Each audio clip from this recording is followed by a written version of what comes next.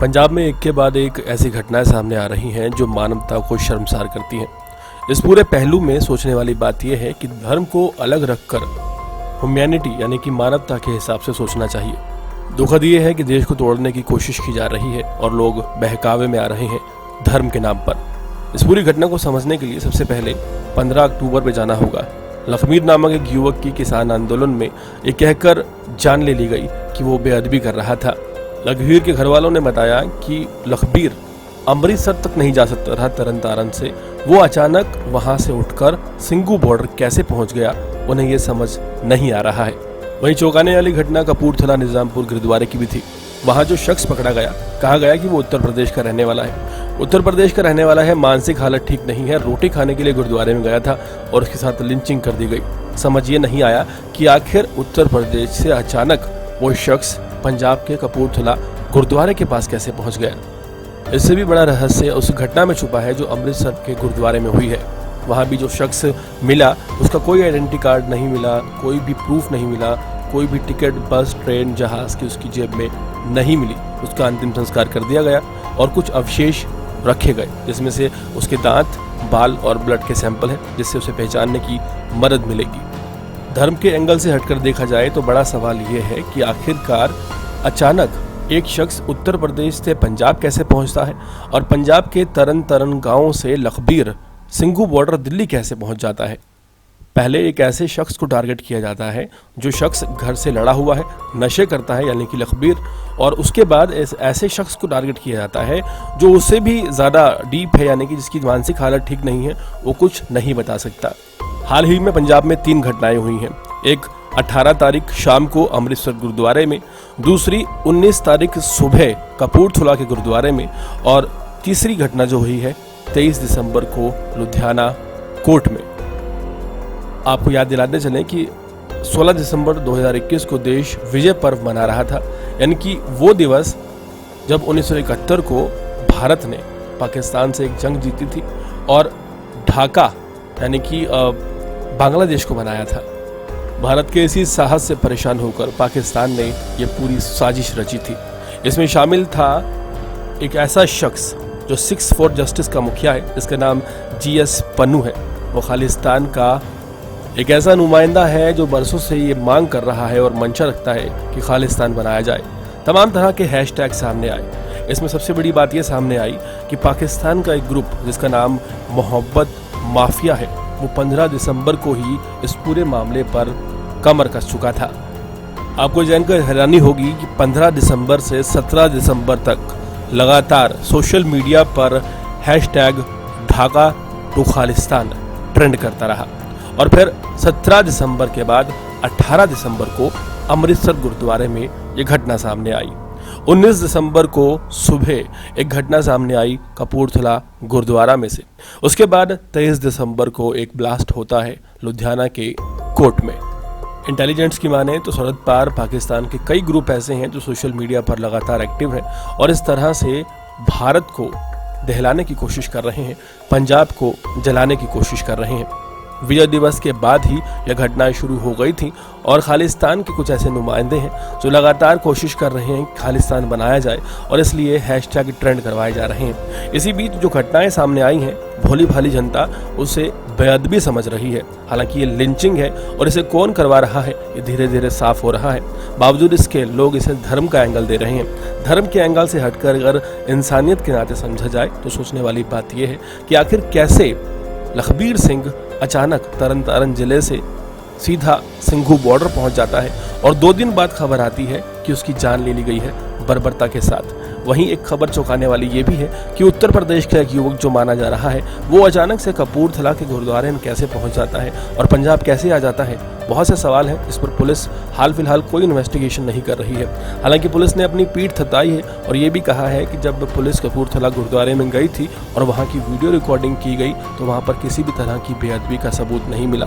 लेकिन क्या सिर्फ इतना करने से पुलिस का काम खत्म हो जाता है? क्या पुलिस को ये पता नहीं लगाना चाहिए कि आखिर वो शख्स पंजाब में कैसे आया?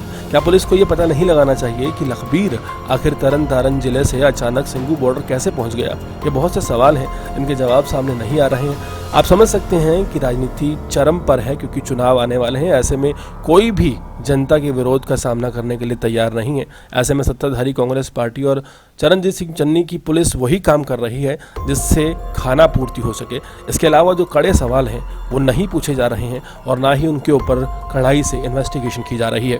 वक्त की नज़ाकत को देखते हुए और इलेक्शन को देखते हुए हाल फिलहाल लगता है कि इस पूरे मामले को कहीं ना कहीं सीबीआई को और बड़ी इन्वेस्टिगेशन एजेंसियों को सौंप देना चाहिए, ताकि निष्पक्ष जांच हो और ये भी पता लगाया जाए कि आखिर वो शख्स अचानक पंजाब कैसे पहुंच गया। एक सोचने वाली बात इस पूरे मुद्दे में ये भी है कि किस तरह से पहले ह्यूमन ट्रैफिकिंग होती थी, यानी कि लोगों की तस्करी की जाती थी। कहीं ऐसा ही तो दोबारा देश में नहीं हो रहा है? कुछ ऐसे लोग जो दिमागी तौर पर ठीक नहीं है, क्या उनकी तस्करी तो नहीं की जा रही है? कहीं अमृतसर में भी कोई ऐसा शख्स तो शामिल नहीं है जिसका दिमागी संतुलन ठीक नहीं था लेकिन उसे लाया गया? चुनावी माहौल के चलते लगातार प्रेशर जारी है। पुलिस के बड़े बड़े आला अधिकारी भी चीज़ों को छुपा रहे हैं और साथ ही साथ प्रेशर बहुत ज़्यादा है। ये समझने वाली बात है। ऐसे में इस बात का पता लगाना बहुत ज़रूरी है कि आखिर ऐसे लोगों का इस्तेमाल कौन कर रहा है। अमृतसर की घटना अगर आप ध्यान से समझें तो आप समझ पाएंगे किस तरह से एक शख्स कैमरे के सामने लाखों सिख श्रद्धालुओं के बीच जाकर कूद जाता है और बेअदबी करने की कोशिश करता है, लेकिन कर नहीं पाता है और बाद में उसकी खबर आती है कि उसकी जान चली गई। आप सोचिए, इसे आप किस तरह से बेअदबी का नाम भी दे सकते हैं। ये तो सोची समझी सुसाइड है। यानी कि एक तरह से ऐसे लोगों को इस्तेमाल करने की पूरी कवायद देश में जारी है, लेकिन वो कौन लोग हैं इसका पता लगाने का ना तो पुलिस जिम्मा उठा रही है, ना ही इन्वेस्टिगेशन एजेंसियां इस बात की कोशिश कर रही हैं कि कम से कम ये तो जाने कि आखिर अचानक से एक दिमागी रूप से असंतुलित पर्सन अचानक पंजाब में कैसे आ जाता है। और सबसे बड़ी बात यह है कि जिसका दिमाग ठीक नहीं है उसकी जेब से ना कोई आईडी कार्ड, ना कोई वोटर आईडी कार्ड और ना ही कोई अन्य तरह की तफ्तीश की सामग्री जिसमें उसको इन्वेस्टिगेशन को लेकर ये पता लगाया जा सके कि वो कहाँ का रहने वाला है, क्यों यहाँ आया है। किसी भी तरह का कोई भी डॉक्यूमेंट नहीं मिलता है। वहीं सवाल इस बात पर भी खड़े होते हैं कि 18 दिसंबर को अमृतसर की घटना हुई, 19 दिसंबर को कपूरथला की घटना हुई, 23 दिसंबर को लुधियाना कोर्ट में ब्लास्ट हुआ और उससे पहले 17 दिसंबर तक लगातार सोशल मीडिया पर hashtag Dhaka to Khalistan trend करता रहा। आखिर कौन है इस साजिश के पीछे और आखिर क्यों सुरक्षा एजेंसियां इन चीज़ों को कनेक्ट करके वेरीफाई क्यों नहीं कर रही हैं और इन पर एक काम क्यों नहीं कर रही हैं? आप सोशल मीडिया पर वायरल हुई इन तस्वीरों को साफ तौर पर देख सकते हैं। 17 दिसंबर जब एक भी घटना नहीं हुई थी तब ये तस्वीरें सोशल मीडिया पर वायरल हो रही थी। इनमें साफ देखा जा सकता है कि खालिस्तान को एक देश बताया गया है। देश से काट दिया गया है पंजाब को, हरियाणा को, और भी कई राज्य हैं जिनमें खालिस्तान को शामिल किया गया है।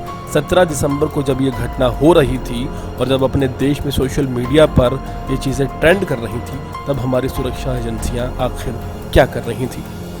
अब सोचिए, एक तरफ भारत जश्न मनाता है इस बात का कि हमने 50 साल पूरे कर लिए हैं उस जंग को जीते हुए, जिस जंग में कम से कम 1 लाख पाकिस्तानी सैनिकों का अनकंडीशनल सरेंडर हमने करवाया था और बांग्लादेश बनाया था। पाकिस्तान को जीतकर हमने एक देश का निर्माण किया था। इसी घटना से बौखलाए पाकिस्तान ने जीएस पन्नू, जो कि सिक्स फॉर जस्टिस का मुखिया है, उसके साथ हाथ मिलाकर पूरी घटना को अंजाम दिया और धीरे धीरे ये चीज़ फैलने लगी, सोशल मीडिया पर ट्रेंड होने लगी और 15 अक्टूबर से ही लगातार ये चीज़ें सोशल मीडिया पर आग की तरह फैल रही थी।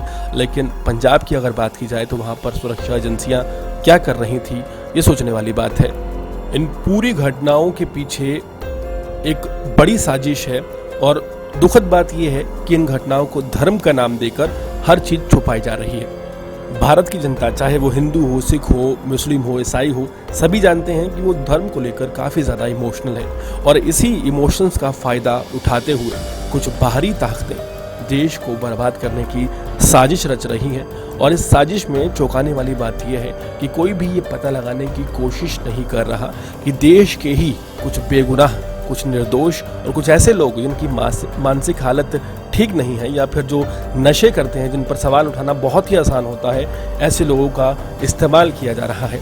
ऐसे लोगों को एक तरह से सुसाइड बम बनाकर धर्म की बेअदबी के तौर पर पेश किया जा रहा है। लेकिन इसके पीछे की साजिश वही हैशटैग है जिसको हैशटैग ढाका टू खालिस्तान का नाम 15 दिसंबर को दिया गया। इस पूरे मामले की हाई इन्वेस्टिगेशन होनी चाहिए और इस एंगल से भी इसे जांचने की बहुत ज़्यादा ज़रूरत है। पूरे मामले पर आपकी क्या राय है कमेंट सेक्शन में ज़रूर बताएं। देश और दुनिया की तमाम खबरों से जुड़े रहने के लिए हमारे चैनल को सब्सक्राइब करें ताकि आप तक पहुंचता रहे हमारा हर लेटेस्ट अपडेट।